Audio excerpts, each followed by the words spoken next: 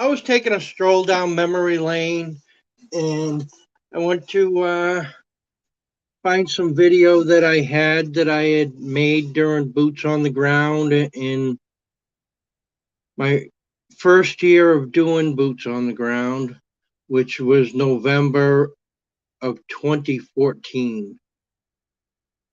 Actually, I shouldn't say that that was my first Boots on the Ground because I don't remember if it was my first Boots on the Ground, but it was the first year of Boots on the Ground. So anyhow, this video was taken November 14th of 2014. It's at the Casa del Gavilan, and I'm not advocating that the treasure was buried there, but I believed at that time wholeheartedly that it was buried there. And I went there, I stayed there, had a really good time there. It's an awesome place. If you're ever in Cimarron, New Mexico, you ought to go there. Now, this location where I'm starting at is the cattle guard when you drive up the private driveway that goes through the Philmont Scout Ranch. So there's the cattle guard there. I had discovered on Google Maps at this cattle guard location, there was a red Jeep Cherokee. It no longer is there if you do a look on the satellite, but back in 2014, it was in the satellite picture, or it could have been 2013, but anyhow, that's why I ended up there at that location and decided to film at that starting from that location. Now, what I'll do from that location after walking around a little bit, I'll go down to the next cattle guard, which is at the original entrance, the entrance that I identified using the very first line in the poem and deciphering it to mean the left alone entrance. And that is the left alone entrance from the Casa del Gavilan. When it was originally built, there was a right of way that went through the Philmont Scout Ranch, and it went to that location. There's a cattle guard. I'm going to go down there, but when I'm down at the cattle guard area, I'm going to point off to the east, which is pointing off towards what I considered a blaze in the solve that I was working on, being the sun rising, and I point off towards the west at the Tooth of Time, which is a very large rock that's on up above the Castle de Gavilan. And again, I'm not saying that the treasure chest was at Casa de Gavilan ever, or that people should even go there and do treasure hunting nowadays. Hello, Lulabelle. How you doing, dear? And it was just a fun experience. It's a great place to go. I spoke with one of the owners.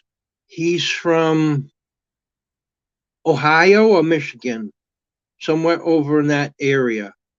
Awesome fellow. He's one of the owners that does the hands-on work at the Casa del Gavilan. He does the repair work there, that kind of thing. And I got to talk with him. He's happy Saturday to you too, Lulabelle. He's what the heck's he called?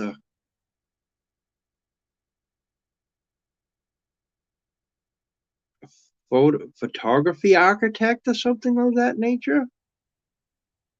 I don't remember exactly what his craft is, or his art is, his profession. But anyhow, he was an awesome guy to talk with. He's the one that told me about what that back cattle guard was for, that it was the original entrance, and he was looking to try to discover the original area on the road frontage. He didn't tell me why, but I found out why. They ended up bringing a gas line through there, which is a reason that it's very important. Certainly not to go and dig around on that property, because there are gas lines in that property. I mean, you shouldn't be going digging around there anyhow. I mean, he was nice enough to say, because I mentioned the Forest Vent treasure hunt. I left a copy of my book there. It's dated November 15th, 2014 when I was there. I He asked me if he could borrow the book to see it, and I says, I'm leaving it here. I'm leaving it here for the library. He says, awesome. He says, so you don't mind if I take it home? I said, no, it doesn't matter to me. I mean, it's you own this place. I'm leaving this here for you to have if it's okay. And so anyhow, he he ended up taking it home, because I talked to him at another time, and he told me how much he enjoyed it. And again, he was a really good guy, and I told him that I was making video, and that, that it would be pretty cool if people came here, if it was all right that they searched, and that he could give them rules, and they could still have a good time hiking around, because it's a really nice private place to go hiking around, even if you're not treasure hunting. But I had discussed that with him, and he told me, he says, well, we got our own little treasure story here at the Casa. He says, there's a sidewalk out there that it's propped up just a little bit. He says, one of these days I'll get to doing the repair work. But the story that we have here is that there's a treasure buried under that sidewalk. He says, I don't know if there's any truth to that matter at all, but he says, that's just kind of a fun thing that we talk about here once in a while. But anyhow, I don't remember the name of the owner that I spoke with, but he was a really nice guy, and it was a pleasure to meet him, and it was a pleasure to stay at the Casa. But I'm gonna roll this video. This is like a 9-minute video, and this is a trip down memory lane for me. This is the cattle guard at the current driveway to get to the Casa.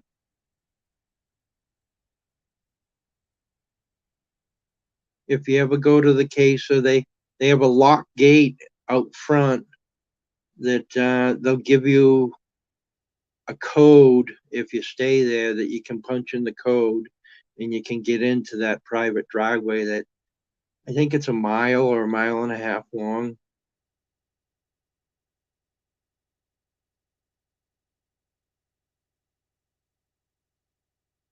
And in that pasture area, uh, there's horses that run through that pasture. They weren't there that day, and there's cows there too. It's all, like I said, it's all part of the Philmont Scout Ranch.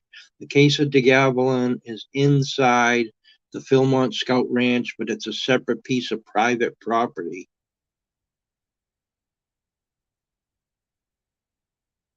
At one time, it was the headquarters for the UU Bar Ranch.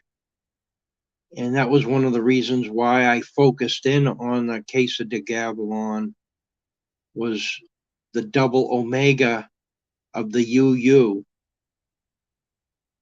That's the way that I looked at it. That could be it. I could be onto something. So anyhow, I had myself convinced that was the place, even though it wasn't the place. But I'm gonna tell you something. This is why I wanted to go live and show this to people. This learning experience I had here, I learned to solve the first line in the poem,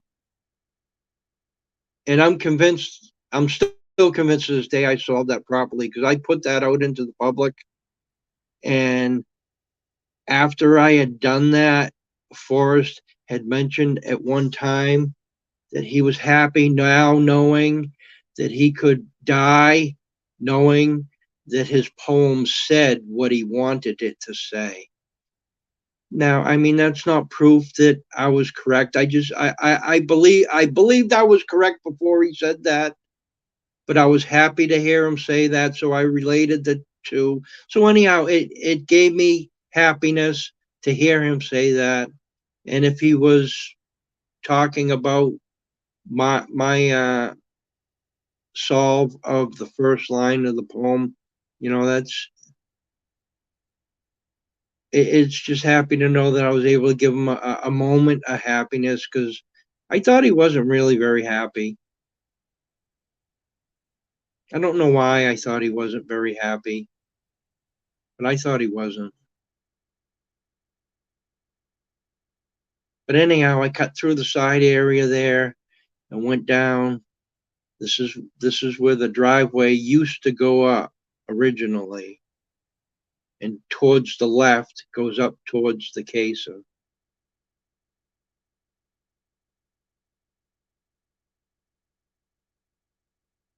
And I hiked it all in and around this area in here. This isn't a hiking trail per se, but I wasn't banned from going down in there and walking around. And like I said, they brought gas lines in there, and you shouldn't go in there and dig anywhere.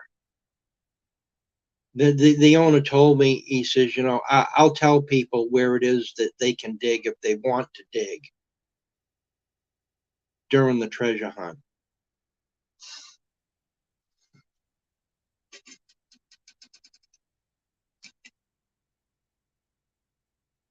So, I mean, I don't want to. I don't want to tell people to go there to treasure hunt, because there's nothing to be found. There's no treasure left out anywhere to be found, in my opinion. The box of gold that we were told about has been found, whether you believe it was retrieved or if it was found, or however, it's no longer out in a wilderness place. It's at an auction house currently. So there really is no need to go there and even think about digging anything, even though it might be fun to go around there. But if you really feel like you want to dig something, please, please ask the person who's there, the caretaker, or ask the owner. Do not dig anywhere on that property. There are gas lines installed on that property. And yes, you might find one where it's actually marked. And there was a blaze. I called that a blaze. I was like, what the fuck is that there? Excuse my language. There's no need to be talking like that right now. But that's because they were doing a layout for the gas line, and I didn't know about it.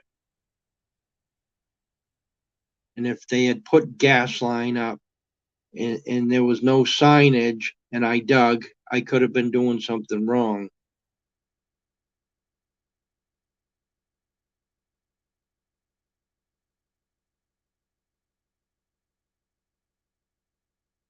So I had pointed towards the Tooth of Time just a moment ago, and then I pointed off towards the east where the sun rises. And Forrest had put something out online, I think it was on Dale's site, that he showed a sunrise behind a mountain. It's like, Forrest, I was thinking of that. How the heck do you know what I'm thinking? There's the old cattle guard. That's the left alone entrance that occurred in 1921. So when Forrest put out that scrapbook where it had a letter and it looked like it was addressed to Mr. Paquette, Mr. Little One, which I took it as the Boy Scouts. I was like, oh my goodness, look at this. We got Mr. Paquette, the Boy Scouts. We got a 1921 left alone entrance. That's pretty darn specific. And I'm at a place where that's all occurring.